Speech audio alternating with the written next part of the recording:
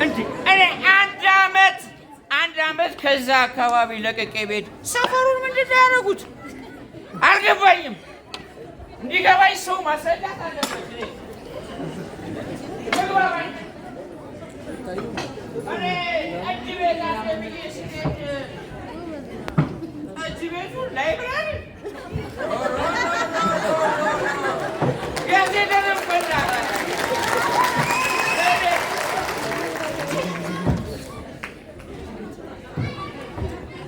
አንድ አመት ሙሉ በጠፋየው ሁሉ ለምለም እንዴት ነው? ቆይ እንዴት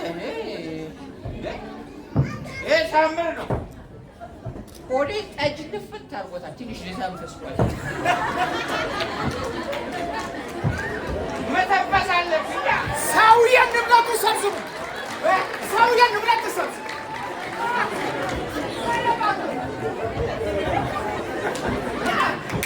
እዚህ ያማረ የተዋበ ቦታ ዝም ብለህ ልታፎለፉል ነው እና የሴቼ ልተንፍስ ታዲያ? እስከ ዛሬ የት ነበሩ?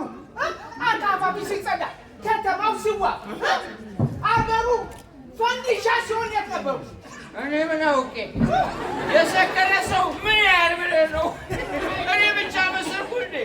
ያየውን እንኳን የማይመሰክር ያየውን እንኳን የማያምር ስንት አለ። እኔ ጠጥቼ ሰላም ነው። እንዴት ነው? ሰላም ነው።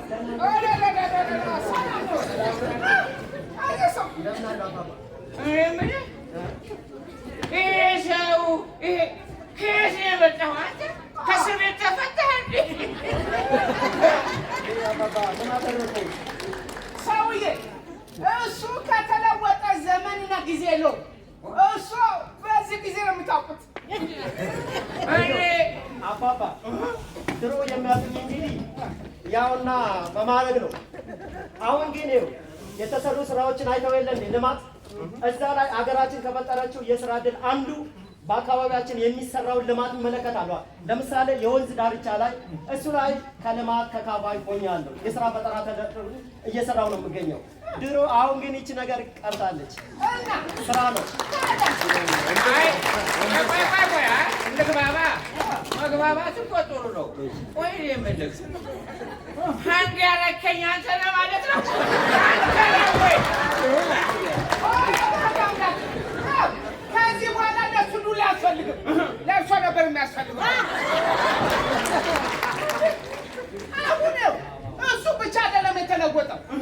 እሱ የስራ ዕድል ፈጥሮ በስሩ 10 ወጣቶች አሰማርቷል። አዎ ታዲያስ 10 የስራ ዕድል ፈጥሬያለሁ። 10 ልጆች 10 ወጣቶች ይዤ እየሰራሁኝ ነው የምገኘው። ስለዚህ የድሮ ህይወት አብቅቷል። መንግስታችን በፈጠረልን የስራ ዕድል እየተጠቀምኩ ነው ያለሁት። አባባ ግን አሁን እሳቸው የሚያስቡት ቢሮ ጠጅ ቤት የነበረ ተነስቶ ልማት ለምቷል። ላይብረሪ ተሰርቶበታል። እሳቸው የሚያስቡት ጠጅ ቢረሪ ነው። ቆይ እሺ፣ ጠጅ ቤቱ ወደ ላይብረሪ ተቀየረ። አረቄ ቤቱ ምን ልታረግ? አባባ አትመለከቱም? አሁን ስንቱ ወጣት ነው የተለወጠው። በጠዋት ለምሳሌ አረቄ እየጠጣ የስራ መስራት እየፈለገ እየነጀበ ማንጅራት ሲመታ ነበር። አሁን ግን ቀርቷል። ሁሉም ወደ ስራ ገብቷል። ልክ ነው። ጥሩ ነው፣ መቀየር ጥሩ ነው። እኔ የምልህ አሁን ባለፈው ለነገሩ እሱ የሚያስቡት አሁን የከተማችን ፍንትው ያለ ለውጥ የወንዝ ዳርቻው እንደገና ደግሞ በአይን የሚታይ በእጅ የሚዳሰስ ሁሉ ነገር የተለወጠበት ጊዜ። ለዚህም እማኝ ምስክር ነኝ። አዎ እማኝ ነን እኛም። እኔ ነኝ አንዱ ዝም ብዬ ስወዛወዝ ያለው። ቆይ የአባይ ጉዳይ አሁን እውነት ለመናገር ባለፈው ሰምቼ ነበር። እኔ እኮ ምንም በቃ መረጃ የለኝም። ምን ደረሰ? አሁንም ተኝተዋል እንዴ? እስኪ ግለጽላቸው። አሁን እሳቸው እንደተኙ ናቸው። አባይንማ ይኸው አስመርቀን እያጣጣምን ነው። ትሰማለህ? እሱ ብቻ አይደለም ገና የነዳጁ ጉዳይ አልቋል፣ ተጠናቋል። እንደገና ደግሞ አሁን ማዳበሪያ ለገበሬዎቻችን ከውጭ ለምናስመጣው የሚጠባበቁ መሬቱ በጾም የሚያደው አሁን ነው እየተመገበ ያዳል። ፎለል ይላል። ስንዴ በስንዴ እና እህል በህል ሆና ምን አይተው በሚገባ አሁን ወደፊት አንድ እርምጃ አለ። በቃ ምን መሰለው አገታችን ታንቀናል። በድርድርም ሆነ በምን ማስለቀቀን የባህር በር ጉዳይ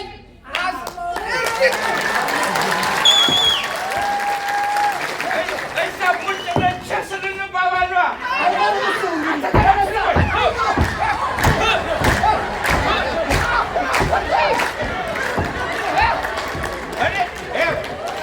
በቃ እውነት ሰው ደንዝዟል።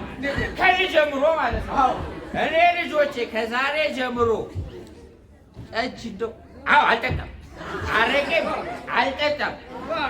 እኔም በተገኘው ስራ እየሰራሁ ቤተሰቦቼን ልጆቼን ማስተዳደር፣ ማስተማር፣ ቁም ነገር ላይ ማድረስ።